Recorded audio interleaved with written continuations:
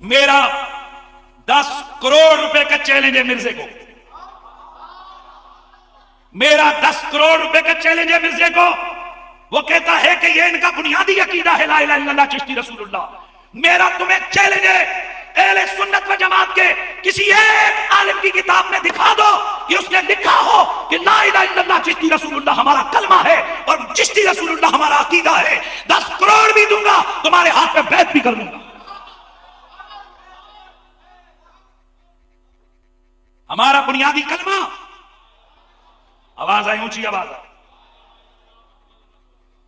الفقہ الاکبر امام ابو حنیفہ، اصول الدین امام التمیمی، شرح فقہ اکبر ملا علی قاری، تمہید ابو شکور سالمی، شرح مواقف لجرجانی، شرح قائد نسویہ لتفتازانی، ابکار الافکار للحمدی، عقیدہ واسطیہ، کتاب الاعتقاد نیشابوری، تکمیل الایمان شاف العظمت سے دہلوی، شرح اعتقاد اہل سنہ للالکائی، المعتمد المعتقد دور پشتی، ابن مندہ کی کتاب التوحید، شرح العقائد امام غزالی، المسامرہ لکمال الدین، المسائرہ لابن الحمام، الملل والنحل، کتاب التوحید سمرقندی، فتاوی رضویہ، بہار شریعہ. اور قسم اللہ کی میرا چیلنج ہے کسی ایک کتاب میں دکھاؤ کہ چشتی رسول اللہ ہمارا کلمہ ہے، میرا خون حلال.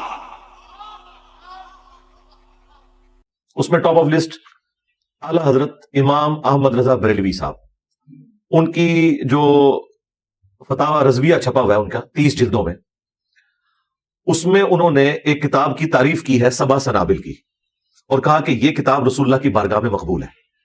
اس کتاب کے اندر چشتی رسول اللہ لکھا ہوا ہے. کیا ایسی کتاب رسول اللہ کی بارگاہ میں مقبول ہو سکتی ہے جس میں چشتی رسول اللہ لکھا ہو؟ اگر تو اعلی حضرت نے یہ جھوٹ بولا پھر تو مارے گئے، اور اگر انہوں نے اس کے اندر چشتی رسول اللہ کو دیکھتے ہوئے بھی صرف نظر کیا پھر تو وہ اس گستاخی میں شامل ہے.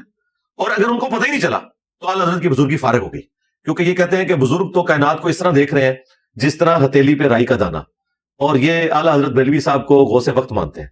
یہ سب کچھ فارغ ہو گیا.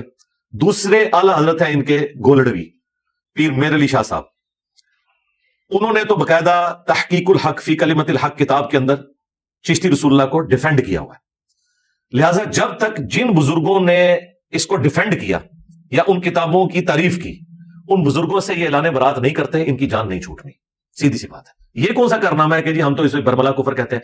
اگر بربلا کفر کہتے ہو تو مناظرے کیوں لڑ رہے تھے؟ گستاخانہ عبارتوں کا دفاع کیوں کر رہے تھے؟ اس کا مطلب ہے چینج اب آئی ہے نا.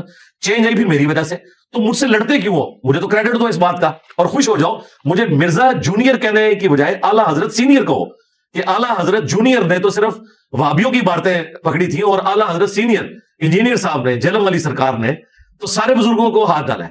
اور ساتھ ہی ساتھ ہمیں تھانوی رسول اللہ پہ بھی کفر کا فتویٰ چاہیے، کیونکہ آج کل یہ میری دشمنی میں اکٹھے ہوئے ہیں.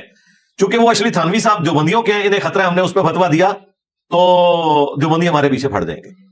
اور آخری بات، خود اشلی تھانوی صاحب نے بھی چشتی رسول اللہ کا دفاع کیا ہوا ہے. ان کی کتاب بھی منظر عام پہ آ گئی ہے، پرانے والی. انشاءاللہ انقریب میرا اس پہ بھی لیکچر آنے والا ہے.